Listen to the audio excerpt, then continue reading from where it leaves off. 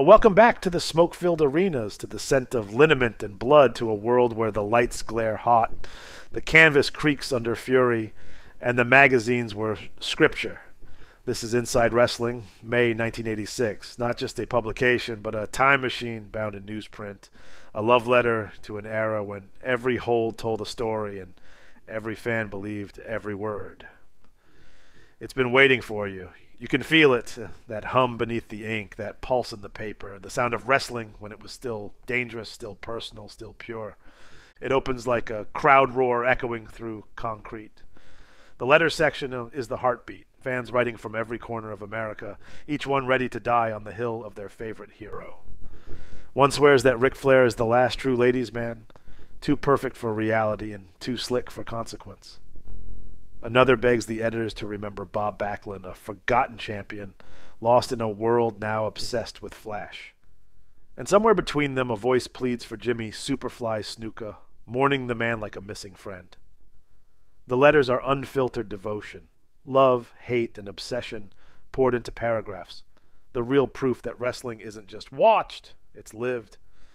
Then editor Peter King grabs the mic from behind his typewriter in the editor's notebook and draws the battle lines for 1986.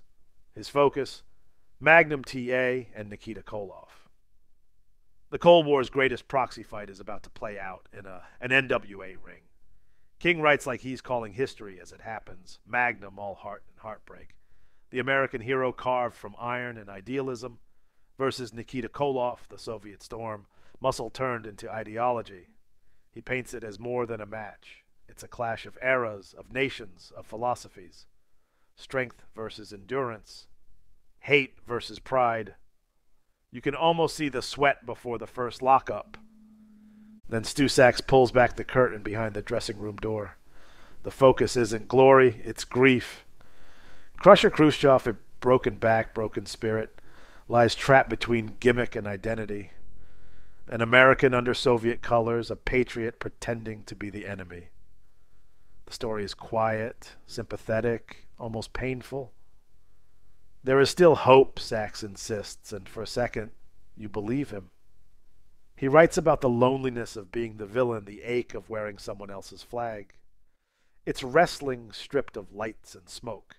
Just a man and his body at war. Craig Peters takes over on the road, and suddenly we're not in an arena at all. We're on a burning Louisiana highway. Dr. Death Steve Williams and Rob Ricksteiner see a car crash and don't think twice. They sprint toward fire and pull people from the wreck. Peters writes it like a fable, but it's real. Two wrestlers saving lives while bullets explode in the trunk. He doesn't call himself a hero, Peters writes, but we do. It's the rare moment where kayfabe dies and real humanity takes its place, where muscle becomes mercy. Bill Apter lights up names making news with the precision of a journalist and the heart of a fan.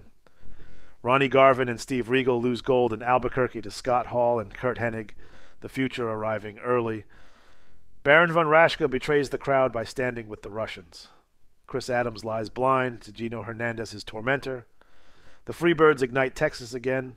Lex Luger's ego grows as fast as his muscles, and Sergeant Slaughter calls out Stan Hansen for the AWA crown. Apter's voice is the soundtrack of the sport. Part play-by-play, part prophecy. Every update sounds like a legend in progress.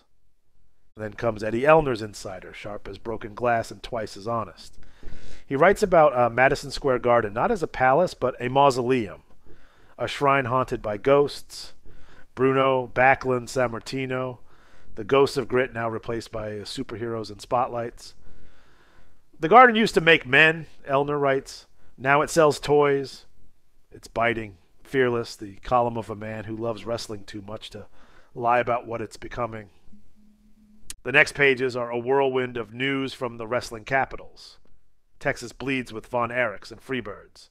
The Rock and Roll Express keeps dodging Russians and gravity in equal measure.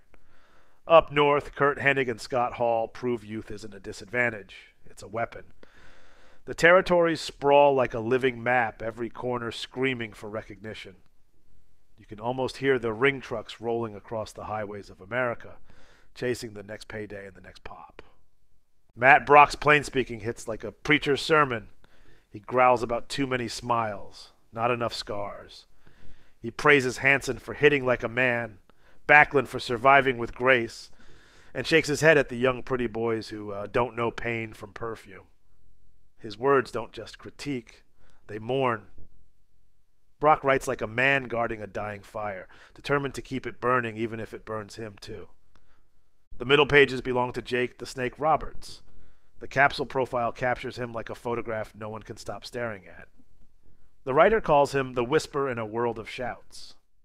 The DDT isn't described as a move, it's described as punctuation. He doesn't shout, he doesn't pose, he watches. And you get the sense that everyone else, fans, wrestlers, photographers, are prey who just haven't realized it yet. Then the issue explodes with playing Russian roulette and winning. The Rock and Roll Express stand tall against every version of Soviet menace thrown their way. Ivan and Nikita, Crusher, whoever lines up, the Express just keep dancing. They don't outfight the Russians, the piece says. They outlast them. It's more than wrestling. It's a metaphor for the decade. Two Southern boys beating the Cold War with rhythm, resilience, and rock and roll. The next pages shift into Order and Obsession, the official wrestling ratings, Hogan, Flair, Hansen, the Trinity of Champions. The lists matter because the readers make them matter. Every rank is an argument, every number a declaration. The roll call of champions follows. Federations, titles, territories, all cataloged with the care of an archivist who knows he's saving history from oblivion. Then fantasy takes over. Randy Savage, WWF champion. What would this mean to wrestling?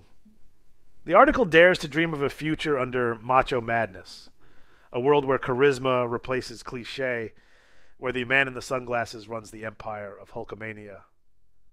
It's not a question of if, the writer says, it's when. Reading it now, you realize it wasn't fantasy. It was foreshadowing. The tone darkens with no friends, no future, and Chris Adams deserves what's coming to him. The gentleman becomes the villain of his own story. Arrogant, isolated, brilliant, but broken. The magazine doesn't pull punches, it lays him bare. A man undone by pride. He built the house, it reads, then set fire to it. Then the thunder returns. Stan Hansen, nobody's tougher than the man. The AWA champion sits in the hot seat chewing tobacco and truth. I don't care about being liked, he says. I care about being champion. It's not a quote. It's a creed. Hansen talks about Japan, about respect, about pain that doesn't fade. He calls himself a cowboy in a world of actors. The writer doesn't argue. He just listens. Florida follows the Sunshine State, drowning in ego and excellence. Is Lex Luger too tough for Barry Windham? The story asks the question the fans are afraid to. Luger is the future, power incarnate, and Windham is the last defender of the old order. Their feud becomes a symbol of wrestling itself. Tradition versus transformation. He doesn't want to win, the line goes. He wants to dominate. Then comes the closing fight, Tully Blanchard versus Baby Doll. The lovers turned enemies, trading venom through the pages. Tully mocks, Baby Doll fires back, both claiming the other's fame. The photos say what words can't, two egos, one broken history. It's personal, it's ugly, it's real. The last 8 pages cool like dying embers. Territory recaps give one final glimpse of a world that's changing faster than anyone can print. Matt Brock closes with wisdom. You can show toughness, but you can't fake it. There are dispatches from Japan, Mexico, and Europe, the editors reminding readers that wrestling is universal, even as America industrializes it. The letters section keeps the flame alive. Fans praising Magnum, defending Flair, dreaming of Savage's rise, and then quiet, the final editorial. The faces will change, it says, but the fight never will. Below it, an ad for subscriptions and one last image of Magnum T.A, frozen mid-suplex as if time stopped to watch. You close the issue and the world around you feels slower. Because Inside Wrestling, May 1986, isn't just a magazine. It's a document of transition. The old guard still swinging, the new guard taking shape.